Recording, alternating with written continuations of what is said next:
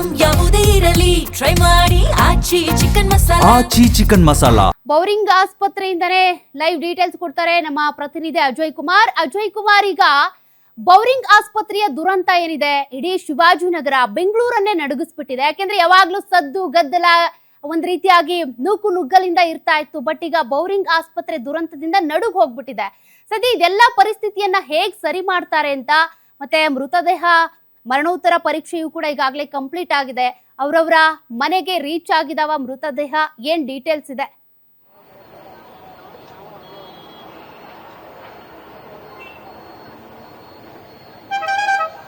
ಖಂಡಿತವಾಗ್ಲೂ ಸೌಖ್ಯ. ಈಗಾಗಲೇ ನೆನ್ನೆನು ಈ ಒಂದು ದುರಂತ ನಡೆದಂತ ನಂತರದಲ್ಲಿ ಈಗ ರಾತ್ರಿ ಕಂಪ್ಲೀಟ್ ಆದಂತಹ ಏನು ಅಂದ್ರೆ ಪೊಲೀಸರೇ ನಿಂತ್ಕೊಂಡು ಅಲ್ಲಿ ಮರಣೋತ್ತರ ಪರೀಕ್ಷೆ ಕೂಡ ಎಲ್ಲ ಸಿದ್ಧತೆಯನ್ನು ಕೂಡ ಮಾಡಿ ಆನಂತರ ಮರಣೋತ್ತರ ಪರೀಕ್ಷೆ ಕೂಡ ಆಗಿರುವಂಥದ್ದು. ಈಗಾಗಲೇ ಕೆಲವೊಂದು ಮೃತದೇಹಗಳು ಕೂಡ ಕೇರಳಕ್ಕೆ ಕೂಡ ಹೋಗ್ಬೇಕಿತ್ತು. ಸೊ ಹೀಗಾಗಿ ಕೇರಳಗೂ ಕೂಡ ಈಗಾಗಲೇ ಹೋಗಿರುವಂಥದ್ದು. ಇನ್ನು ಬೆಂಗಳೂರಿಗೂ ಕೂಡ ಕೆಲವೊಂದು ಮೃತದೇಹವನ್ನು ಹೋಗ್ಬೇಕಾಗಿತ್ತು. ಅವು ಕೂಡ ಈಗಾಗಲೇ ಎಲ್ಲವನ್ನು ಕೂಡ ಕಳಿಸ್ಕೊಡ್ಲಾಗಿದೆ. ಯಾಕಂದ್ರೆ ಈ ಒಂದು ದುರಂತಕ್ಕೆ ಏನೋ ಯಾರು ಹೊಣೆ ಅನ್ನೋದೇ ಒಂದು ಪ್ರಶ್ನೆ ಆಗಿರುವಂತದ್ದು. ಸೊ ಹೀಗಾಗಿ ನಿನ್ನೆ ಕೂಡ ಸಿಎಂ ಬಂದಂತ ಸಂದರ್ಭದಲ್ಲೂ ಕೂಡ ಇಲ್ಲಿದ್ದಂತ ಯಾರೋ ಇಂಜಿನಿಯರ್ ಯಾರು ಸಂಬಂಧಪಟ್ಟಂತವ್ರು ಇದ್ರೆ ಅವ್ರಿಗೂ ಕೂಡ ತರಾಟೆಗೆ ತಗೊಳ್ಳುವಂತ ಕೆಲಸಕ್ಕೂ ಕೂಡ ಮುಂದಾಗಿದ್ರು. ಸೊ ಹೀಗಾಗಿ ಈ ಒಂದು ವಿಚಾರದಲ್ಲಿ ಕೂಡ ಲೇಟ್ ಆಗಬಾರ್ದು ಅನ್ನೋ ಒಂದು ಉದ್ದೇಶದಿಂದಾಗಿ ಈಗ ಅವರನ್ನು ಕೂಡ ಅಂದ್ರೆ ಎಲ್ಲ ಮೃತದೇಹಗಳನ್ನು ಕೂಡ ಈಗಾಗಲೇ ರಾತ್ರಿನೇ ಎಲ್ಲ ಬಹುತೇಕ ಎಲ್ಲರಿಗೂ ಕೂಡ ಕೊಟ್ಟು ಕಳಿಸುವಂತ ಕೆಲಸಕ್ಕೂ ಸಹ ಮುಂದಾಗಿದ್ರೆ. ಈಗ ನಾನು ಕೂಡ ಘಟನಾ ಸ್ಥಳದಲ್ಲಿ ಕೂಡ ಇರುವಂತದ್ದು. ಈಗ ಎಲ್ಲಾ ರೀತಿಯಾದಂತಹ ಬ್ಯಾರಿಕೇಡ್ ಏನಿದೆ ಅದೆಲ್ಲ ಬ್ಯಾರಿಕೇಡ್ ಅನ್ನು ಕೂಡ ಹಾಕಿ ಇಲ್ಲಿ ಯಾರು ಕೂಡ ಇಲ್ಲಿ ಬರಬಾರ್ದು ಅನ್ನೋ ಒಂದು ಉದ್ದೇಶದಿಂದಾಗಿ ಇಲ್ಲಿ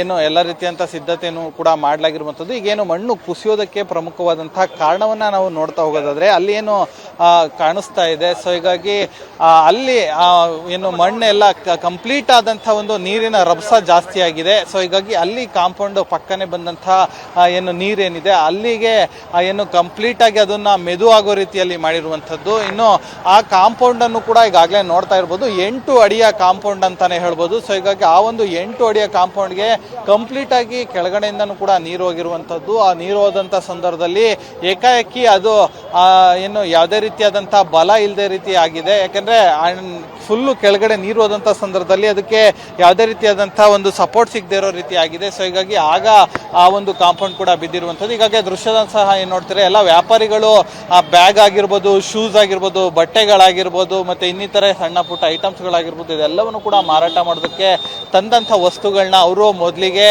ಏನೋ ಮಳೆ ಬಂತಲ್ಲ ಅಂತ ಎಲ್ಲ ತೆಗೆಯುವಂಥ ಕೆಲಸಕ್ಕೂ ಸಹ ಮುಂದಾಗ್ತಾ ಇದ್ರು. ಆದರೆ ಅವರು ತೆಗೆಯೋಕೆ ಇನ್ನೇನು ಹೊರಡ್ತಿದ್ದಾರೆ ಅಂತ ಆಗಿದ ತಕ್ಷಣ ಅಲ್ಲಿ ಏನು ಕಾಂಪೌಂಡ್ ಕೂಡ ಬಿದ್ದಿರುವಂಥದ್ದು. ಅದನ್ನ ಏನು ಅಲ್ಲಿರುವಂಥವ್ರು ಕೂಡ ಅವರನ್ನ ಕಳಿಸುವಂಥ ಕೆಲಸಕ್ಕೆ ಸಹ ಮುಂದಾದ್ರು. ಏಕಾಏಕಿ ಏನು ಫ್ರಾಕ್ಷನ್ ಆಫ್ ಸೆಕೆಂಡ್ ಅಲ್ಲೂ ಕೂಡ ಕಾಂಪೌಂಡ್ ಎಲ್ಲರ ಮೇಲೂ ಕೂಡ ಬಿದ್ದಿರುವಂಥದ್ದು. ಯಾಕಂದ್ರೆ 8 ಅಡಿ ಕಾಂಪೌಂಡ್ ಆಗಿರೋದ್ರಿಂದಾಗಿ ಇಲ್ಲಿ ಇದ್ದಂಥ ವ್ಯಾಪಾರಿಗಳು ಕೂಡ ಏನೋ ಕೂತ್ಕೊಂಡಿರ್ತಾರೆ, ಮತ್ತೆ ಅಲ್ಲಿ ಸೈಡ್ ಚೇರಲ್ಲಿ ಕೂಡ ಕೂತಿರ್ತಾರೆ, ಮತ್ತೆ ಇಲ್ಲಿದ್ದಂಥ ಕೆಲವೊಬ್ರು ಪ್ರವಾಸಿಗರು ಕೂಡ ಇದ್ರು. ಅಂದ್ರೆ ಬೆಂಗಳೂರನ್ನ ನೋಡ್ಬೇಕು ಅಂತಾನು ಕೂಡ ಏನೋ ಬಂದಿದ್ದಂಥವ್ರು ಇದ್ರು ಕೇರಳದಿಂದ. ಸೊ ಹೀಗಾಗಿ ಅವರು ಕೂಡ ಈಗಾಗಲೇ ಮರಣವನ್ನ ಹೊಂದಿರುವಂಥದ್ದು. ಈ ಎಲ್ಲಾ ವಿಚಾರಗಳು ಕೂಡ ಈಗಾಗಲೇ ಜಿಬಿಯ ಅಧಿಕಾರಿಗಳಿಗೂ ಕೂಡ ಈಗಾಗಲೇ ಗೊತ್ತಾಗಿರುವಂಥದ್ದು. ಸೊ ಹೀಗಾಗಿ ಈಗ ಕಮರ್ಷಿಯಲ್ ಸ್ಟ್ರೀಟ್ ಪೊಲೀಸ್ ಠಾಣೆಯಲ್ಲೂ ಕೂಡ ಅಸಹಜ ಸಾವು ಪ್ರಕರಣವನ್ನು ಕೂಡ ಈಗಾಗಲೇ ದಾಖಲು ಮಾಡಿಕೊಳ್ಳಾಗಿರುವಂಥದ್ದು. ಸೊ ಹೀಗಾಗಿ ಮುಂದಿನ ದಿನಗಳಲ್ಲಿ ಯಾರಾದರೂ ಇಂತಹ ವ್ಯಕ್ತಿಗಳಿಂದ ಏನೋ ಈ ರೀತಿಯಾಗಿ ತೊಂದರೆ ಆಗಿದೆ, ಈ ರೀತಿಯಾದಂತಹ ಸಾವು ಸಂಭವಿಸಿದೆ ಅಂತ ಅನಿಸಿದ್ದೆ ಆದಲ್ಲಿ ಅವರ ವಿರುದ್ಧನೂ ಕೂಡ ಕೇಸ್ ಮಾಡುವಂತ ಎಲ್ಲ ಸಾಧ್ಯತೆಗಳು ಕೂಡ ಇರುತ್ತೆ. ಯಾಕಂದ್ರೆ ಹಳೆಯ ಕಾಂಪೌಂಡ್ ಆಗಿರೋದ್ರಿಂದಾಗಿ ಯಾಕೆ ಇಷ್ಟು ದಿನ ಆದ್ರೂ ಕೂಡ ಅದನ್ನ ಸರಿ ಮಾಡುವಂತ ಕೆಲಸ ಅಥವಾ ಬೇರೆ ಗಮನಿಸ್ತಾ ಇದ್ವಿ ಅಲ್ಲಿ ಕಾಂಪೌಂಡ್ ಗೋಡೆ ಯಾವ ಮಟ್ಟಕ್ಕೆ ಕುಸಿತ ಆಗಿದೆ ಅಂದ್ರೆ ಕಂಪ್ಲೀಟ್ ಆಗಿ ಅದು ನೆಲಸಮ ಆಗಿ ಹೋಗಿದೆ. ಈ ಹಿಂದೆ ಅದು ಶಿಥಿಲಾವಸ್ಥೆಯಲ್ಲಿ ಇರೋದ್ರ ಬಗ್ಗೆ ಆಗ್ಲಿ ಅಥವಾ ಅಧಿಕಾರಿಗಳ ಗಮನಕ್ಕೆ ಬಂದಿದ್ರ ಬಗ್ಗೆ ಆಗ್ಲಿ ಅದ್ಯಾವುದು ಮಾಹಿತಿ ಇಲ್ವಾ? ಹೇಗೆ ಬೇಕಂತಾನೆ ನಿರ್ಲಕ್ಷ್ಯ ಮಾಡಿದ್ರ? ಈ ರೀತಿ ಕಾಂಪೌಂಡ್ ಕುಸಿತ ಆಗಬಹುದು, ಬಿರುಕು ಬಿಟ್ಟಿದೆ ಅಂತ ಗೊತ್ತಿದ್ರು ಕೂಡ ನಿರ್ಲಕ್ಷ್ಯ ವಹಿಸಿದ್ರ ಹೆಂಗೆ ಅಂತ? ಖಂಡಿತವಾಗ್ಲೂ ಸೌಖ್ಯ. ಏನಂದ್ರೆ ಈಗಾಗಲೇ ಇಲ್ಲಿ ದೃಶ್ಯದಲ್ಲಿ ಸಹ ನೋಡ್ತಾ ಇರ್ಬೋದು, ಈ ಕಾಂಪೌಂಡ್ ಅಂದ್ರೆ ಯಾರಿಗೂ ಕೂಡ ಕಾಣಿಸೋದಿಲ್ಲ. ಯಾಕಂದ್ರೆ ಆ ಕಡೆಯಿಂದ ಕಂಪ್ಲೀಟ್ ಆಗಿ ಅದು ಏನೋ ಸರ್ಕಾರಿ ಆಸ್ಪತ್ರೆ ಆಗಿರುತ್ತೆ. ಸೊ ಹೀಗಾಗಿ ಮೆಡಿಕಲ್ ಹಾಸ್ಪಿಟಲ್ ಆಗಿರುತ್ತೆ. ಅದರಿಂದ ಏನು ಮೇಲ್ಗಡೆ ಇರುವಂತಹ ಕೆಲವೊಂದು ಮಣ್ಣಿನ ಏನೋ ಜಾಗ ಕೂಡ ಇರುವಂತದ್ದು. ಅಲ್ಲಿ ಜಾಗ ಇರೋದ್ರಿಂದಾಗಿ ಅದು ಇಳಿಜಾರಿದೆ. ಆ ಇಳಿಜಾರದಿಂದ ನೀರು ಬಂದು ಆ ಒಂದು ಕಾಂಪೌಂಡ್ ನ ಹಿಂಭಾಗಕ್ಕೆ ಏನು ಸಿಕ್ಕಾಕೊಳ್ಳುತ್ತೆ.